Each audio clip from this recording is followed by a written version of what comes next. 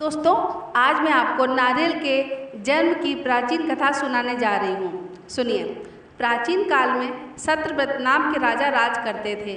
वह प्रतिदिन पूजा पाठ किया करते थे। उनके पास किसी भी चीज़ की कमी नहीं थी। वह धन दौलत से लेकर हर प्रकार की सुख सुविधा से समृद्ध थे। हालांकि इसके बावजूद भी राजा की एक अभिलाषा थी जिसे वह पूर्ण करने की चाह रखते थे।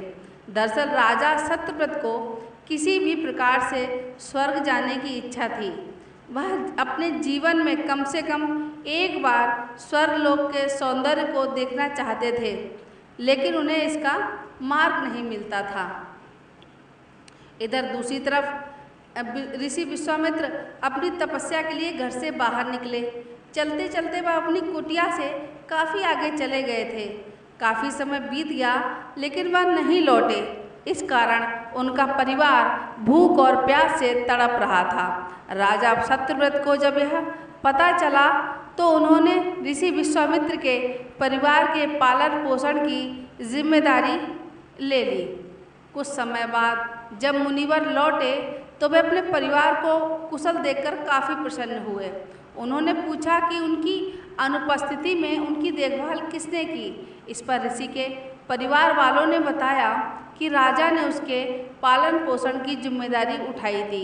यह सुनकर ऋषि विश्वामित्र तुरंत राजमहल पहुँचे और राजा से मुलाकात की। वहाँ पहुंचकर उन्होंने सबसे पहले महाराज को धन्यवाद कहा। इस पर राजा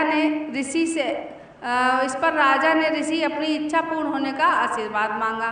राजा की बात सुनकर ऋषि विश्वामित्र ने कहा, बोलिए महाराज, आपको क्या वरदान चाहिए।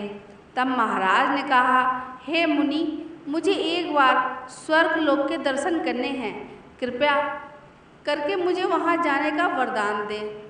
राजा की प्रार्थना सुनकर ऋषि विश्वामित्र ने एक ऐसा रास्ता बनाया जो स्वर्गलोक की ओर जाता था। यह देखकर राजा सत्यव्रत बहुत खुश हुए। वह तुरंत उस रास्ते पर चल पड़े और स्वर्गलोक पहुंच गए। यहाँ पहुँचते ही इंद्रदेव ने उन्हें नीचे धक्का दे दिया, जिसके कारण वो सीधे धरती पर जा गिरे। राजा सत्यव्रत ने तुरंत सारी घटना ऋषि विश्वामित्र को बताई। राजा की बात सुनकर ऋषि विश्वामित्र गुस्से से आग बबूला हो उठे। उन्होंने तुरंत सभी देवताओं से इस बारे में बात की और समस्या का हल निकाला। इसके बाद राजा के लिए एक नया स्वर्गलोक बनाया गया। नए स्वर्गलोक को पृथ्वी और देवताओं के स्वर्गलोक के बीचों बीच स्थापित किया गया था, ताकि किसी को भी आने जाने में परेशानी ना हो। नए स्वर्गलोक से राजा सत्यव्रत तो बहुत खुश हुए, लेकिन विश्वामित्र को एक चिंता सता रही थी। उन्हें डर था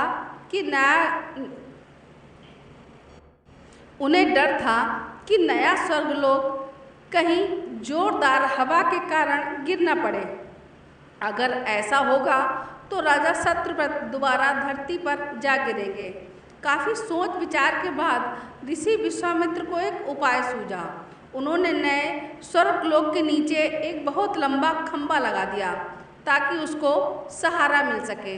ऐसी मान्यता है कि नए स्वर्गलोक के नीचे लगाया गया वह विशाल खंभा एक विशाल पेड़ के तने के रूप में बदल गया। यही नहीं, कुछ समय पश्चात जब राजा सत्यव्रत की मृत्यु हुई तो उनका सिर एक फल में तब्दील हो गया। इसी से इस खंभे को नारियल का पेड़ कहा जाने लगा, जबकि राजा का सिर नारियल के रूप में माना जाना गया है। यही कारण है कि नारियल का पेड़ इतना लंबा होता है। इस कहानी से हमें सीख मिलती है कि अगर सच्चे मन से हम किसी की मदद करें तो हमारी हर ख्वाहिश पूरी हो सकती है।